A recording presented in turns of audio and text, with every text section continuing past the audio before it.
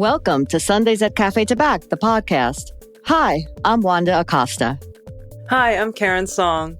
This podcast series is an extension of our film's mission to affirm and extol the courage, vision, strength, and joy in our LGBTQ community through the preservation and sharing of our personal stories and the collective histories we live through and change. In this podcast, we continue our conversation with Tara Rodriguez Besosa, a queer Latinx agro-architect, organizer, and living resource within the sustainable and queer food agroecology movements. Tara has increased access to local food economies, spotlighting the value of farmers within economic transitions from extractive to regenerative practices. She also invests a lot of her time at OtraCosa, a queer collective land sanctuary in Caguas, Puerto Rico. In part 2 of our conversation, Tara discusses how queer farming practices are used to create resilience through food sovereignty and more. This episode was recorded at the Newsstand studios. For more information, follow at Rockefeller Center on Instagram. Now, let's listen to Tara.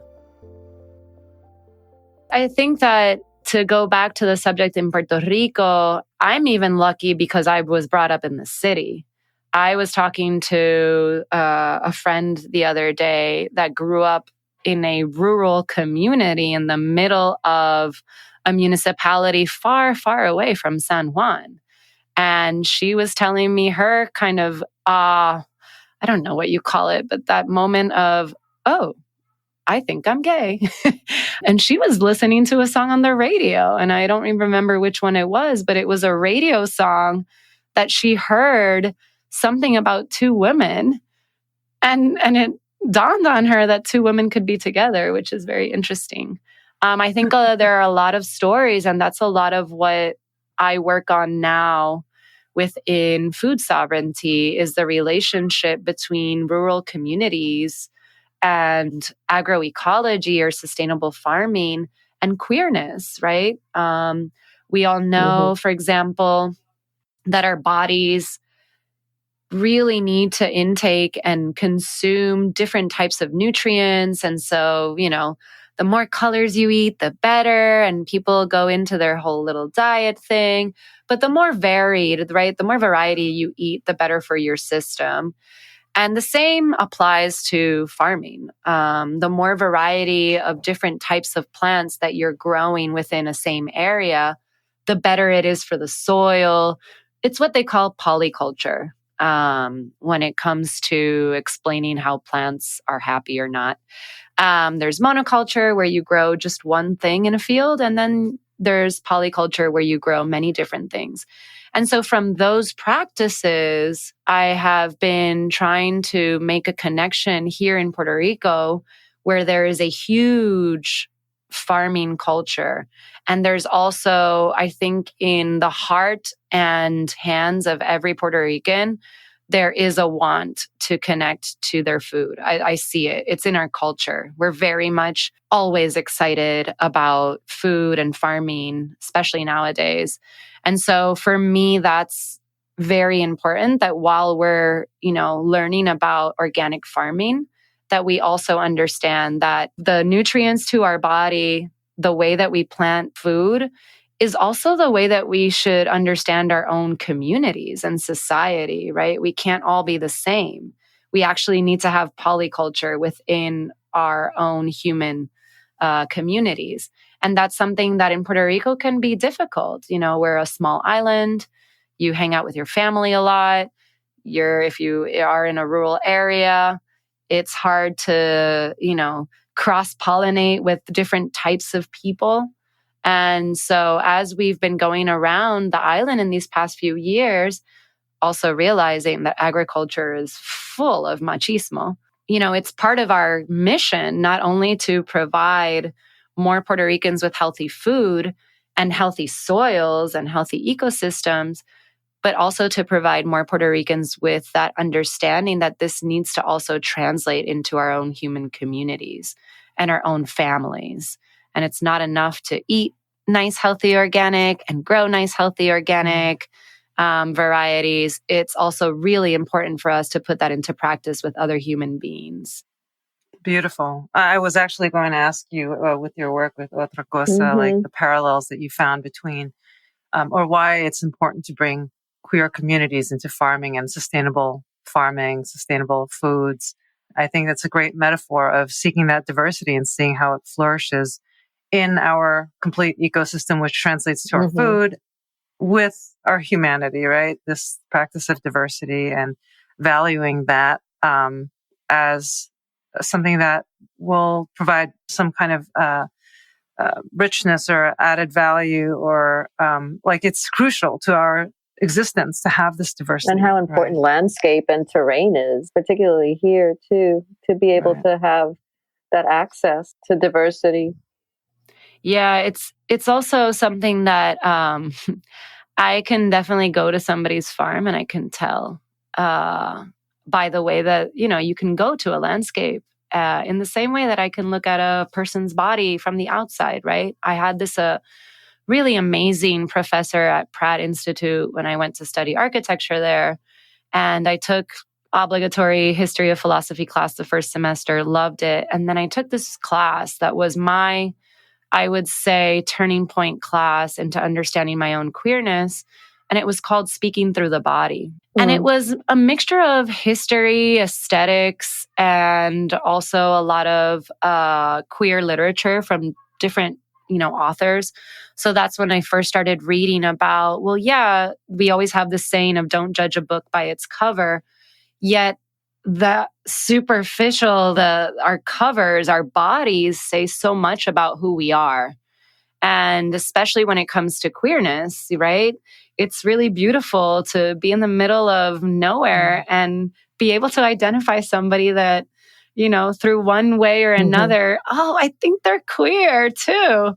And in Puerto Rico, that's really, really important. And as we go to visit different farm projects, a lot of how I feel, and this is my mission with myself, this is not my job description, but it's always very important for me to be visibly queer, not so much for myself and my proving to myself or anybody else, but because I know that I'm going into rural areas. I know that I'm going into spaces and communities where sometimes other people don't have enough contact with other queer people. And so that has been something that has been very supportive to other people that are, in the middle of nowhere in a mountain. But I can definitely go to somebody's farm and I can tell if they're a queer farmer or not. And you can tell certain things. And there's a lot of conversation going on right now about the importance of queer community and food sovereignty. Historically, different cultures and in different ways, I don't feel I'm an expert about this, but historically, different cultures have had queer people at the front of medicine making, rituals, ceremonies, healing, farming as well. And I think that there is something about queer community historically that has always persisted, connected to land and specifically healing. I've read a lot of really beautiful things, and I think that's something important in these moments. And I also feel that queer bodies and all the trauma that I think queerness has inherited isn't also a moment, similar to Black bodies, similar to trans bodies, similar to migrant bodies. We're in a moment where we really need to heal, and access to land and plants and medicine and access and the right to your own food for the queer community as one of various marginalized communities around the world, I feel is very important. A lot of queer people that I have met have traumatic experiences in remote rural areas. And so also being able to provide space where I can feel safe, where I can be myself in the middle of nowhere, and it not necessarily be a city center. Because I can go to Brooklyn and I can feel completely at home. I can go to San Francisco. I can go to London. I can go to different urban centers, and we have for many, moments, because that's where we get to meet other people. But it's also important for us to be able to do other things, right? And for some of us that actually do want to live in the middle of a forest, how can we feel safe? And also people who can't leave those spaces to access the big cities, who don't want to go to the big cities. And those communities tend to be very racist, very misogynist, very religious, very homophobic. And so in the case of our project, OtraCosa, and that's why it's called Something Else, we're thinking about what that family farm looks like, right? And how do we define family? How do we define ownership of this land? How do we define the way that we're going to even do things on this land? The way that we've decided to do things is, for the first couple of years, it was mostly observing all the plants and ecosystems around us, not thinking that we actually have the knowledge and understanding just because we walked into this land and bought it yesterday. So really allowing us to be able to kind of like read the language that all of these different plants are saying. Are these plants happy? Are these not? How is the water running? And what that is doing is unlearning a lot of really bad agricultural practices from the past and replacing them with, in many times, queer practices, from other moments in history that little by little you start to collect nowadays. Thank God for the internet and books and stuff like that. And so the approach is very different. We do not take this godlike approach to our land. I don't like calling it a farm. I want it to be more of a sanctuary. I want to be able to provide the existing ecosystem a little bit of support by at the same time also inhabiting this space. So I didn't walk into my land and be like, I'm going to put the stable there, and then I want that there, and then I want that there. We've actually been allowing the land itself to let us know where things should go. And that in itself, I feel, is a queer farming practice.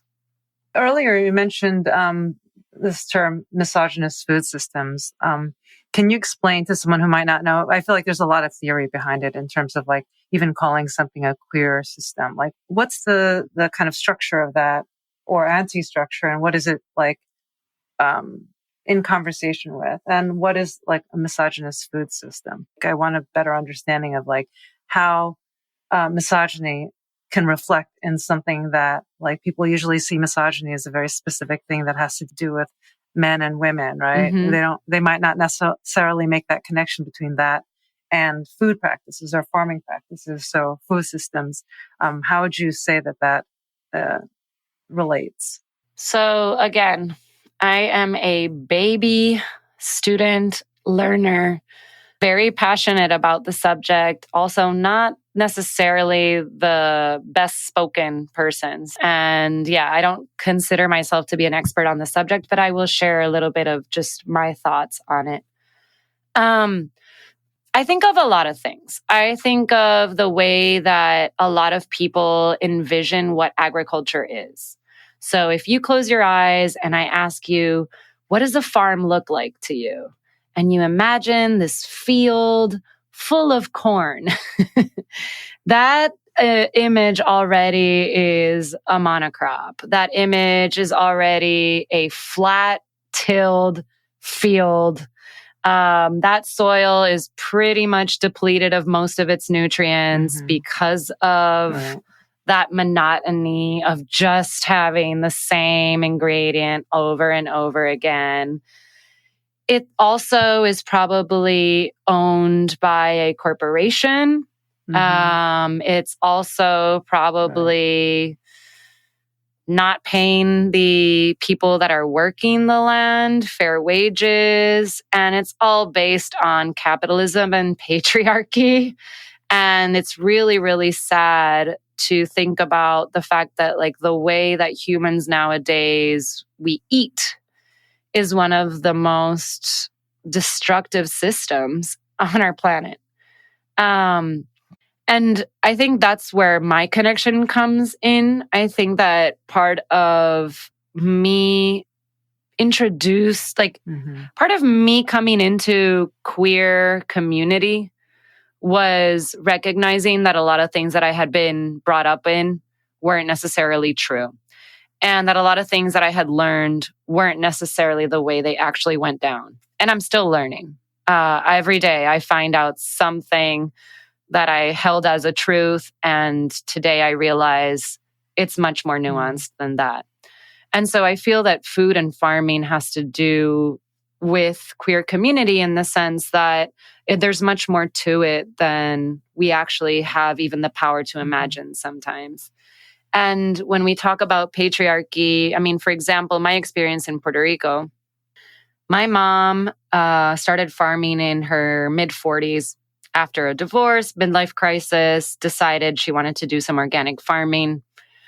I thought she was depressed or something, but we supported her, whatever, we're chill. And she had the most difficult time just finding a piece of land, rented, paid, from anybody, because we would drive around, and this was me and my mother driving around asking empty lot after empty lot after empty lot, some that were even on classified ads. And they would see us and they would see this woman who wanted to farm, and they would basically say no. And it took my mom a really long time to find a person, mostly males, own land, to allow her to rent and pay him money to farm. And so that's just one of the introductions that I had into the relationship between just overall what we call in Spanish machismo. But that was just one of my first experiences in realizing the role of women and queer and trans people and just anybody that's not a heterosis male within the food system. And I also started realizing that a lot of the practices that people were doing in farming in Puerto Rico were really bad for the soil, for the water, for the birds and the bees, so to speak. And there's something that I have been studying in the past few years that connects. And again, this is what I'm passionate and learning about. So I don't have it as like my theory. This is what I am learning about. What is the connection between not only heteronormativity versus queerness when it comes to farming methods, when it comes to society, but also what is the connection between misogyny, patriarchy, yes, capitalism, yes, very much racism, and food and our food systems. And that's just something that I was joking that I can go to somebody's farm and I can tell if they're a queer farmer or not, by just looking at that landscape. Is it this field that I used to imagine was agriculture, which is actually agro-industry? There's no culture in that. So my own vision and imagination was not even at the point where I could imagine food growing in a forest or one plant next to another and interdependent. I didn't understand that at all when I first started getting involved in food.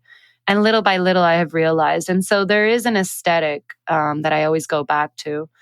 But I think that right now in Puerto Rico, a lot of what is going on and a lot of what grassroots groups like El Departamento de la Comida have taken on as part of our mission is we can not only address food sovereignty, we need to address food sovereignty and the extreme violence against queer and trans bodies on this island.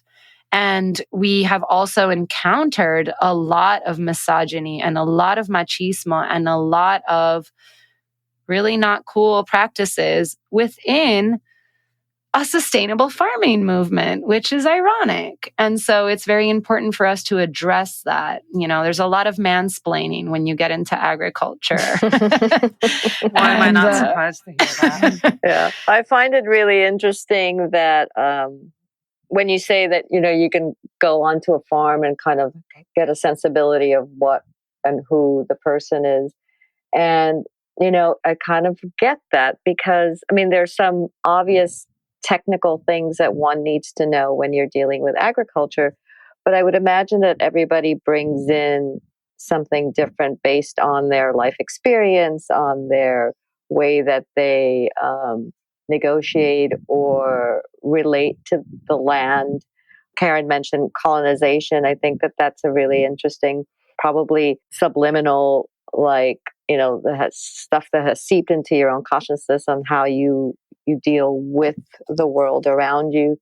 And as a queer person, with having different experiences, different ways of having to deal with our world, with people around us, just even how we see the world, I think makes perfect sense on how then that would translate and transfer into a farming practice or any practice.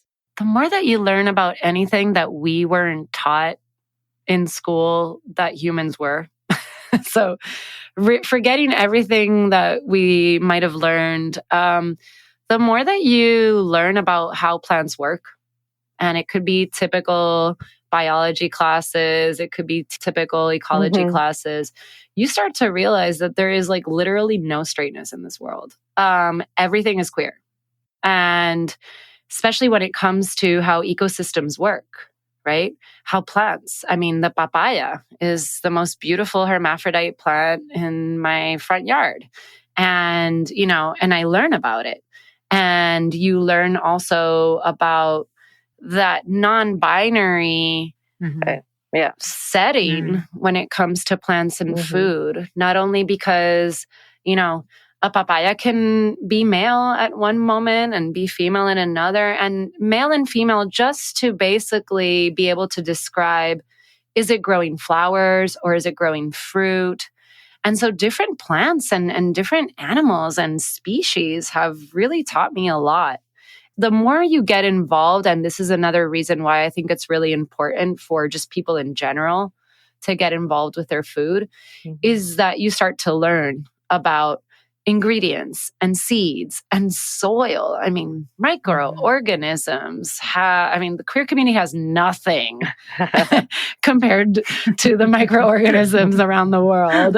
We're in like baby stage, but there's so much that we get to learn, right? And it just expands my mind to be able to really learn about different things and how they don't fall into, I guess, what my society taught me at a certain age. I don't really know. I mean, I think that's really profound because it's like our point of view that's been kind of like constructed, right? That comes from capitalist systems and colonialist systems that have to do with patriarchy, white male cis patriarchy, right? And those modes that we actually filter how we see the world. So for example, even how we might assign the food kingdom, right? Like even genderizing fruit, And so all those things, but not knowing that, for example, even our farming practices might be, especially in Puerto Rico, you guys have had this like decades struggle against Monsanto, right? Like, and so those kind of fiscal incentives that they might pressure the government using the U.S. government backing to pressure the island to veer your farming practices in a very specific industrialized way.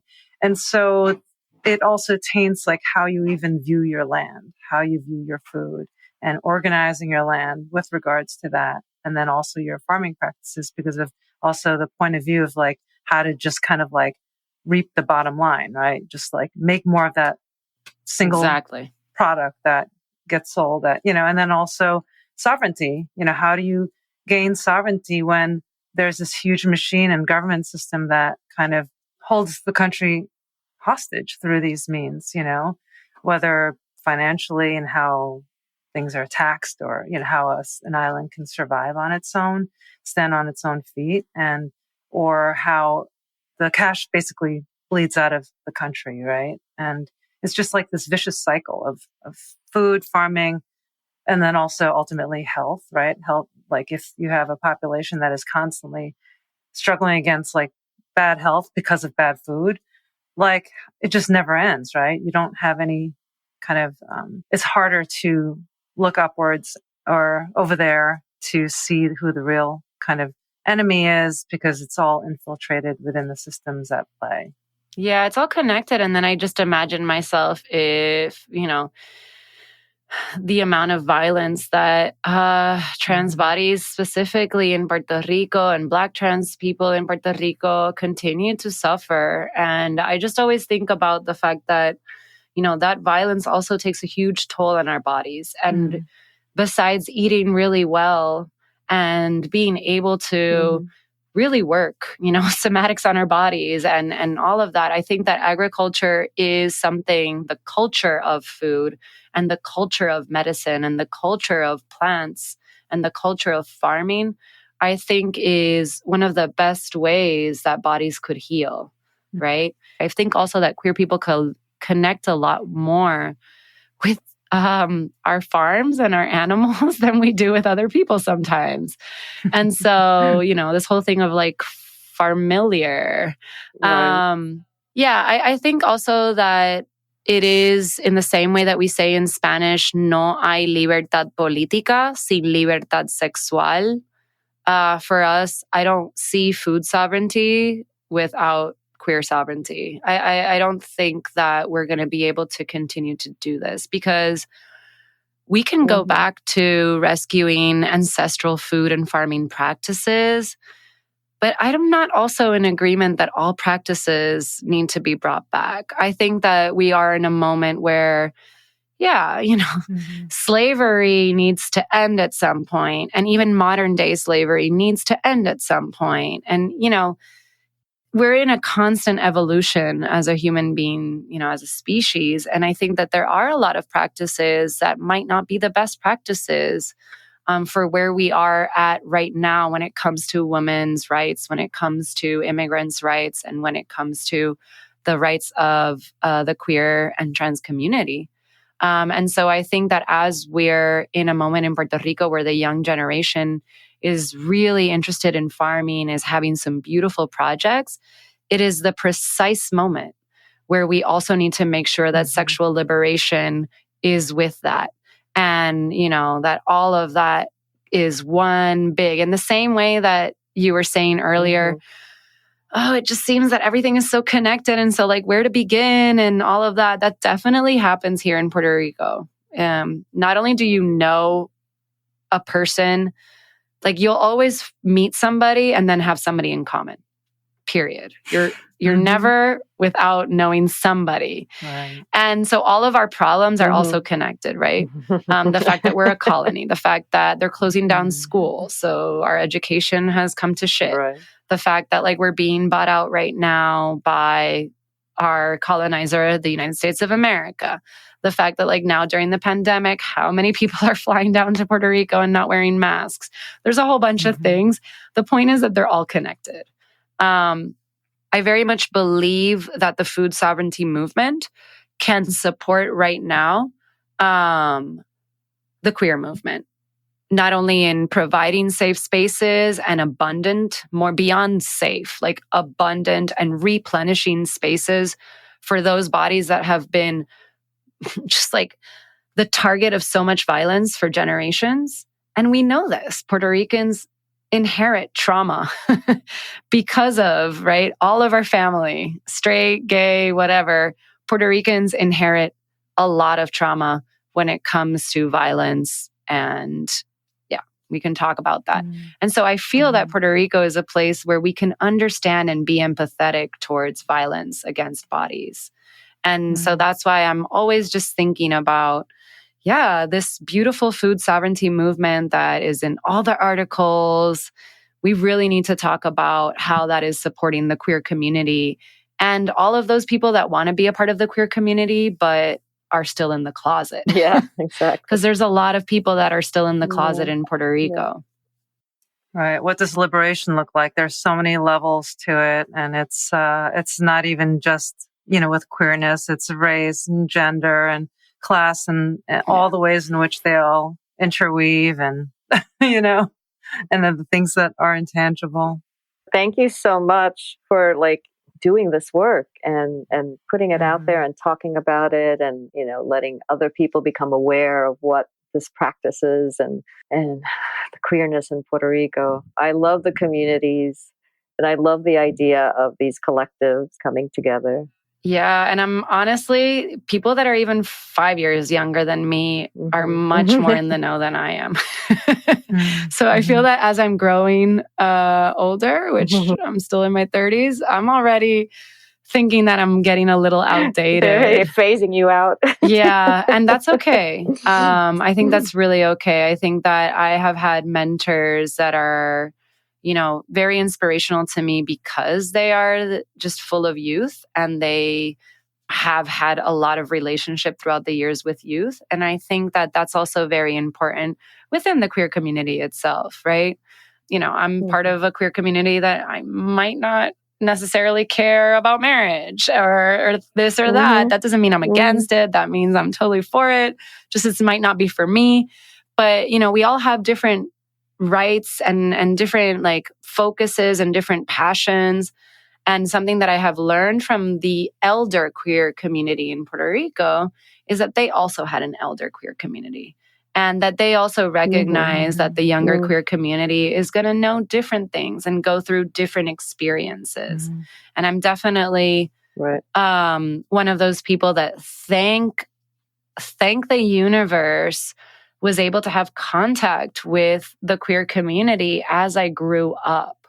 And so I really want to thank all of the people, starting with my parents, my godmother, Talin, even my friends. Most of my friends are older than me anyways. And just like being able to look, in front of me, to family that in Puerto Rico has come out and in different moments that are much harder than I would say than now.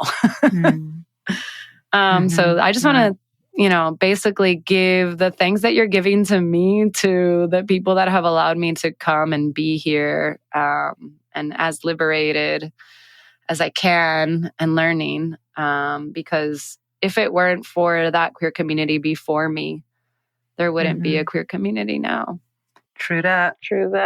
Thank you so much. We had an interview, one of our pad class interviews made a really good point about that, where the elders, he was, a male gay man, talking about his elders and the elders before them, and how he felt like we were losing a little bit of that sort of thread of being able to look up to someone else to sort of give you some history or show you the ropes. And also passing along that gay culture, like culture that doesn't exist in school, like would be like, That's this is what true. films you need to watch. These are the, books you need to read, like that passing on of a kind of like oral and physical, like history that doesn't exist otherwise. And it's really important because we're not necessarily like parent to child. And the internet has changed so much. A lot. And I see a lot of people that are also, because of the amount of information that they receive, I still don't think that I've reached my emotional maturity, sexual maturity, sensual maturity. I'm still learning so much. And so I see this younger generation within the queer community missing out on a lot of lessons that I was able to get because I didn't have the internet. And so I had to ask other people and, get in that uncomfortable, like, first experience or asking somebody like, so how is this done? Or what is that? And I think that now, because of the internet, and this is not to diss on anybody, but I have a feeling that the younger generation sometimes tends to not realize that they don't know shit. And that just because you read about all of this, there's also life experience, and there's also the reality, not just what's on social media. And social media doesn't talk about a lot of these elders. And that's really upsetting because, we have a lot of people that nowadays are able to be more open, and have more, support from community in general with social media and the internet. And so you're able to find things easier.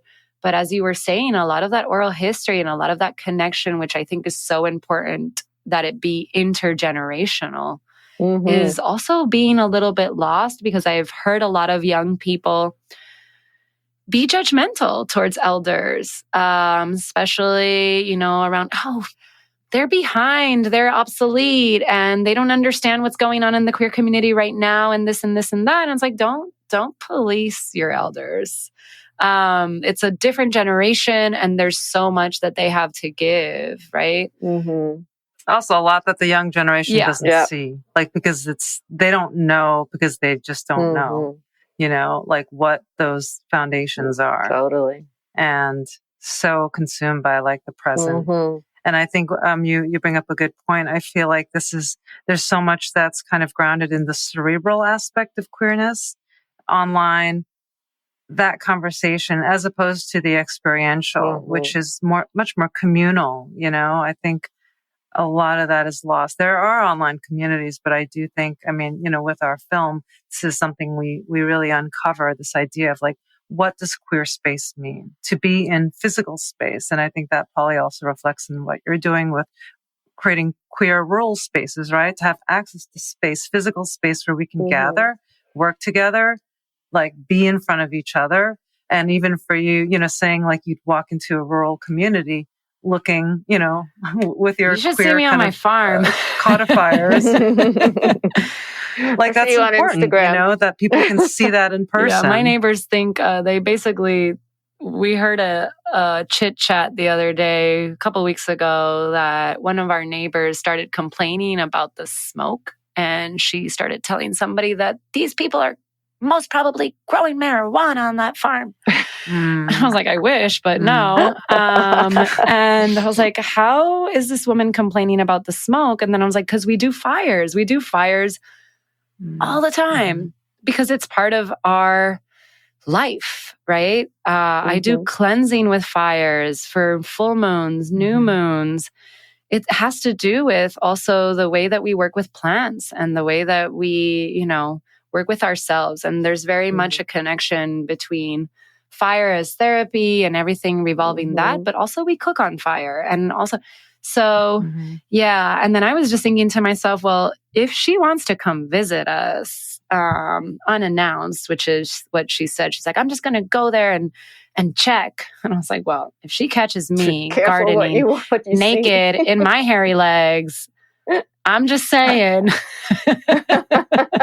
You've been warned, that's what lady. That queer space looks like. But that's interesting because it's the sphere of what you don't understand, right? Whether it's the fire and then those weird people next door or whatever. I always think about how that can translate in crisis times, right? This kind of they're doing something illegal and, with people who are other, right? Other to who you think you are. It could be funny now, but that with power or, other contexts could be something that's threatening, Most of the witches and the medicine makers and the shamans of this world that have been completely just eliminated, and that most of them are queer. Exactly. We're queer and are part of that community. Maybe they didn't have that term, right? Yeah. But most of our healers and fire, right? That connection that you're talking about just brings me back to, well, I can go tell my neighbor, whatever. She thinks that we grow marijuana and are Satanists. And I can just kind of laugh. And I do have a lot of people in our community that are very supportive of us, of all, ages, mostly elders.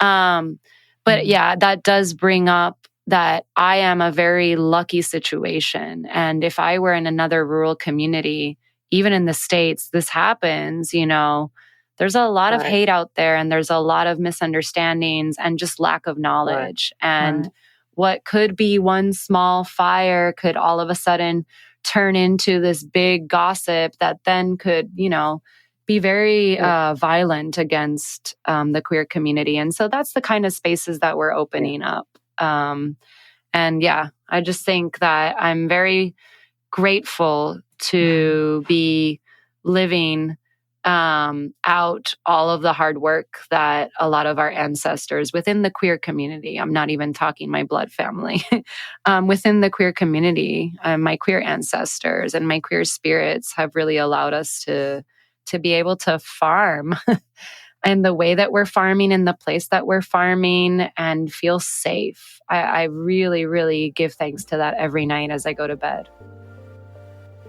Thank you for listening. For more, subscribe to Sundays at Cafe Tabac, the podcast. You can learn more about us and our film at cafetabacfilm.com and at Cafe Tabac Film on social media. Please share your thoughts with us on social media. And if you have a coming out story that you'd like to share for a possible feature here, reach out to us. Thanks for listening.